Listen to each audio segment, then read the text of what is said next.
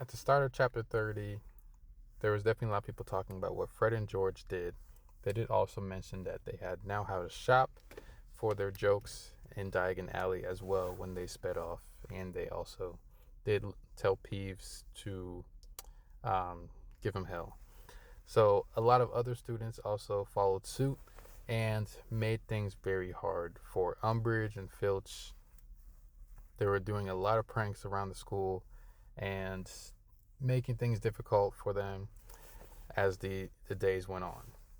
And in that, um, also some of the Slytherins, well, not Slytherins specifically, but mainly Slytherins, the ones in that Inquisitor unit, were attacked as well. Montague, the captain of the Slytherin Quidditch team, was still indisposed after what Fred and George did to him. They never said what they did to him, but he was still like indisposed. And Hermione was still kind of going at Harry about renewing his occlumency classes with Snape and going to talk to him about getting those classes back going. And there was a Quidditch match coming up as well, and this really was.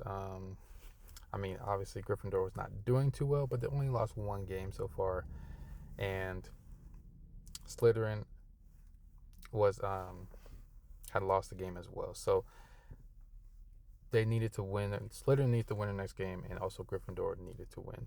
So Slytherin ends up losing their next game, and so Gryffindor is going to be playing. Who are they playing? Ravenclaw, and obviously Ravenclaw. Cho is on Ravenclaw's team, and Harry has to watch from the sidelines. But as the match is starting, obviously Ron does give up a goal right at the beginning. It was like, ooh. And they had this song they were singing, Weasley is our king. That's what the Slytherin song was.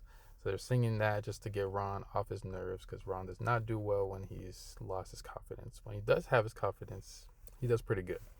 But as they were watching the match, Hagrid pops out of nowhere, and it's very hard for him to blend in because he's so big. But he pops out of nowhere, sporting some new cuts and bruises as well. And he says, Hermione and Harry, you got to come with me right now. You got to come with me. And they ask him where. They follow him off, and they go off into the forest. And they keep going deep, deep, deep in the forest. And Harry and Hermione are asking Hagrid where we're going. And basically he says, as you know, I'm probably going to get fired soon. So I need you guys to help me with something very top secret. And it seems like he's finally going to tell them like what he's been doing in the forest, where he's been hiding. And so they keep going deeper into the forest, and he stops at a tree, and there's this big kind of hill, or I guess mound in the forest. And they really, he lets them know that he brought someone back with him, that he's been keeping him in the forest. And he asked them if they can help take care of him. And at first, Harry, obviously with the blind loyalty, says yes, we'll do anything you need us to do. And then they notice that this mound is moving up and down. I think Hermione notices it first, but Harry notices that mound is a giant. And this giant is, well, to Hagrid, this giant is a smaller giant, so it's about 16 feet tall. And he also says that it's my half brother, Gwarp, Garp, no, not Garp, Gwarp. That's how you say it. So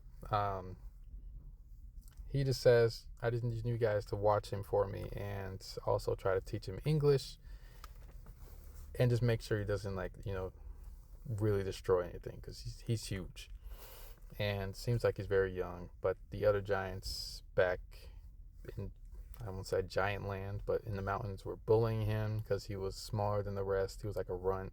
And so Hagrid kind of took him back. Hagrid, I would say, took him back with him, but he didn't want to come with Hagrid, really. He wanted to go back. So did Hagrid kidnap him? Kind of.